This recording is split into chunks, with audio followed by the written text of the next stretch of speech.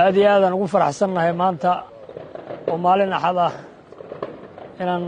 halkan maanta ay nagu casuumeen kulan golaha sare culummada midowda golayaasha culummada Soomaaliyeed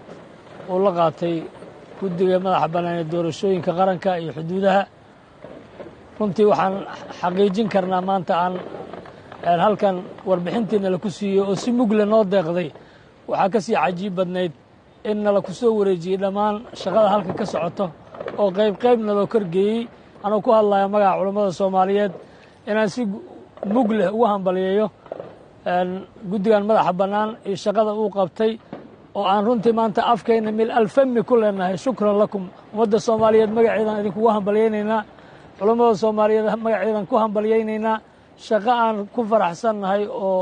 dalkayga horumar u ah oo muuqata laysa kaman samican la mid maaha qof arkay iyo qof maqlay isla mid maaha. annagu maanta waxaan aragnay waxaan runtii nafsadaynu aysan malaysanayn, waxaan maqlaynay wax ka duwan, waxaan filanaynay ka sii weyn. waddankeennu maanta inuu heerkan maanta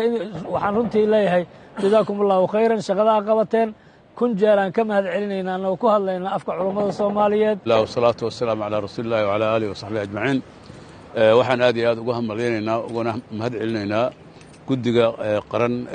madaxa bannaan heer qaran doorashooyinka iyo xuduudaha oo horkacayo guddoomiye cabdikariin axmed xasan iyo xubnaha sharafta badan ee iyaguna guddiga ka mida. maanta sida guddoomiye sheekh aadan u sheegay fadhi aad u qiimo badan aan qaadannay oo xogo badan aan ka helnay ay noo soo gudbiyeen iyo waxqabadkoodii muddadii ay jireen iyo goobaha ay ka shaqaynayaan deegaanadii laga soo bilaabo waqooyi bari ilaa south west ilaa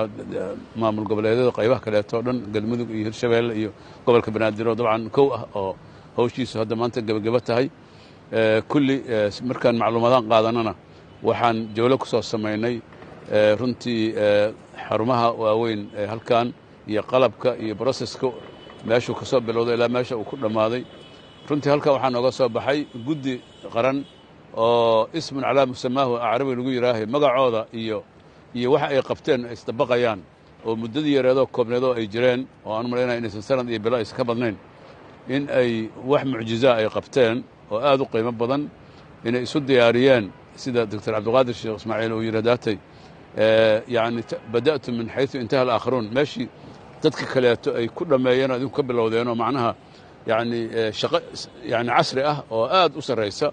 oo meesha yani teknolojiyada casriga ah ee doorashooyinka ama qalab ahaan ha noqoto ama maaragtay ha noqoto dhinaca maaragtay istiraatiijiyada doorashada iyo waddooyinka ay marayso iyo dhinaca digitalka iyo dhinaca maaragtay qalabka iyo xataa waxa la yidhahdo alxaqiiba almutanaqila inay xafiis dhan oo socdo oo wixiisu dhan yihiin kombyuutarkiisa iyo qalabkiisa isu dhaqaajin kara oo maydaani ah maydaanka tegi kara oo goob kasta loo adeegsan karo inay runtii ay diyaariyeen oo aad namar aad u badan ah. waxaa noo muuqata in guddigan aadna runtii uga mahad celinaynaa cid kasta oo gacan siisay, laakiin waxaan isleeyahay iyaga oo miisaaniyaddooda xataa weli aan si fiican loo fadhiisin oo kolley dawladda dhexe ayaa uun maaragtay juhdigeeda intii awooddeeda gelisay, laakiin waxaa ka muuqata gacan aamina iyo dadaal aad u sarreeya iyo dad raba inay taariikh Soomaaliya u dhigaan. runtii maanta ididiil weynaan sida guddoomiye u sheegaana galay. waxaan aad ugu faraxsannahay madaxweynaha qaranka iyo xukuumaddana aan ugu hambalyaynaynaa iyo baarlamaanka soo sharciyeeyey oo soo ansixiyey in guddi heer qaran ah oo dad xilkasa oo mas-uuliyiin ay hogaaminayaan oo nukhba rag ah oo aqoon-yahana oo qiimo badan oo ay xubno ka yihiin inay maanta ay howsha qaranka ugu weyneedo maaragtay doorashada qaranku waxay cinwaan u tahay deganaanshaha dalka iyo istiqraarkiisa iyo in laga guuro marxalad aad u hoosayso qabyaaladaysan oo qofaysan oo shakhsiyadaysan oo cuqdada iyo siraac ku dhisan ee loo guuro inay dadku codkooda la baxaan iyagoo ay wax doortaan dawlad xadaari oo madaniya dawla madaniya ay soo gaaraan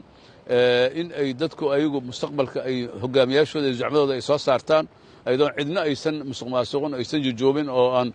mugdi lagu shaqayn oo xalaal hertiyaa la qashaa la yidhi barqacad maaragta doorasho nadiifa lagu kala baxaayo.